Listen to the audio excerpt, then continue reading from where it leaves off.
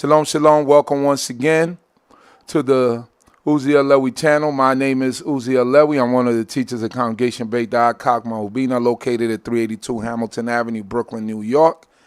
And today I have the pleasure of interviewing. Now, this interview I've been chasing down for several years.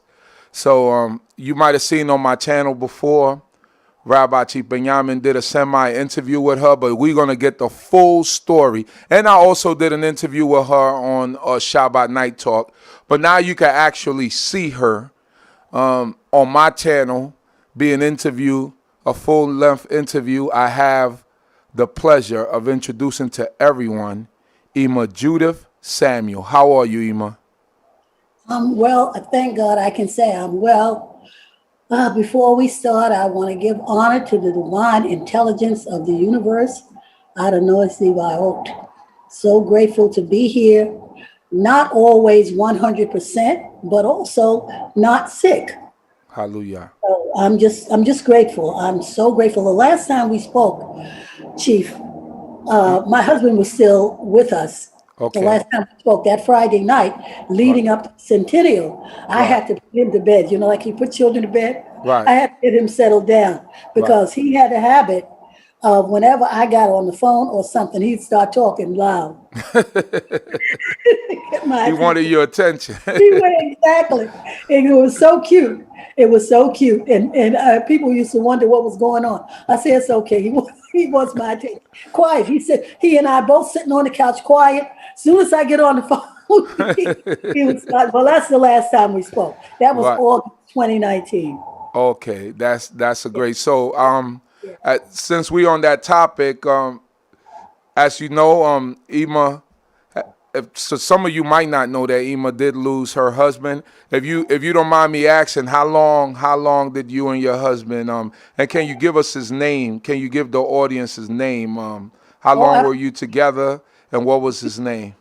We were married 55 years. We were together 56 years and married 55 years.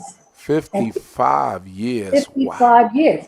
And people ask me a lot of times, sometimes I have trouble wrapping my head around it. The thing about that is I never intended to be married that long. I had never intended. I approached him like I was dating. Right. Okay. And I told him so. I said, if this don't work out, I'm out. You know, I didn't even, he laughed at me at the time. He kind of laughed because he was a little more mature than I was. Right. And he really didn't take me seriously, but I was very serious. So I think I took it one day at a time, but most importantly, I married the coolest dude in the universe. Wow. That's a blessing. Oh yes, he was a great person and he was so laid back, but he didn't take anything off of anybody. People wouldn't have suspected that, especially me. He was constantly putting me in my place. And, and I mean, no big deal. He would say it and he'd be done with it. So, yeah, he was just really, and not only that, he knew what it, see, when he asked me to marry him, which I didn't realize, I was only 22 when I got married to him. Right. And certain things I learned over the years, but his father had taught him how to be a man and a husband. I learned over the years when I got to know him more and got to know the family. So when he asked me to marry him, he knew what he was doing. Unlike me. I cannot say that. You know, as I said, I approached it like dating. Right. Husband knew what he meant when he asked me to marry. He was very serious about it. So I give him a lot of credit of us having stayed together that long. Right. And he never caused the fuss in the household. It was always me. I have to be perfectly honest. It was always me. But he knew he was so well adjusted until he knew when to ignore me. And I remember one time I was just going off about things. And then he was in the back in the room, in the bedroom. And then I said some terrible things. So after I calmed down, I went in to apologize to him for what I had said. And he said to me, well, what did you say? Because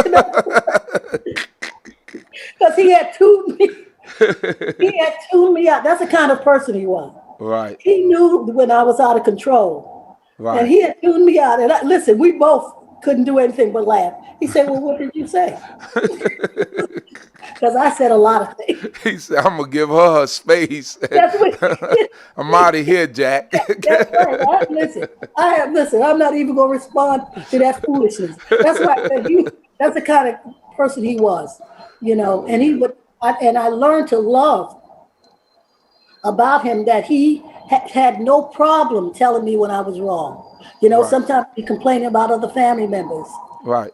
etc. And he would let me go off, and then he would put me in my place, and he'd be done with it. Right. And usually it was me, and he would tell me so too. I learned to love all those things about him. Hallelujah. So, what was his name for the listening audience, Oh, for those that might not know or okay, his remember? name was Alva, Alva Thomas. Like we never could stand that name. I'm gonna tell you why his mother gave him that name. His mother was thinking, Thomas Edison, the inventor. Right. His name was Thomas Alva Edison. Right.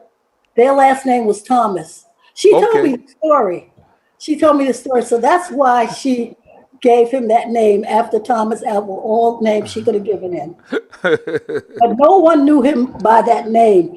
His Okay. name, all over Harlem, he was known by Saint, Saint, Saint. Saint. That's what everybody, Saint, all those years. Wow.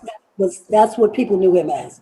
But his name was Alva Thomas. Wow, because he was like from St. Nicholas Avenue, or he No, was. he would no. Actually, his people are from St. Thomas in the Virgin Islands. Okay. Well, Okay. actually, his father was born in St. John. His mother was born in St. Thomas.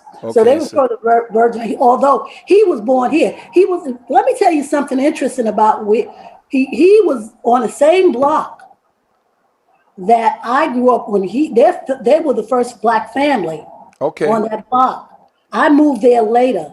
Right. By the time I moved to that block, they had moved out. They had bought a house and moved out of that Okay. block. But it's a very interesting story because at that point, I didn't know him. I came to know him later because he stayed in the neighborhood. He always came back to the neighborhood. So we're both Harlemites.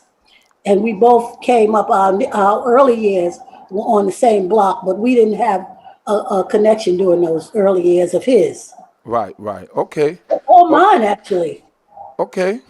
Okay. That's good to know. A lot of. So, Let me just tell you one more thing about my husband before I go on. okay, no problem. His father was a card carrying Garveyite, so he had that kind of consciousness. That's the other thing, Okay. because his father had the uniform and everything, you know. So I need to tell you that about his father, which helped shape a lot of who he was.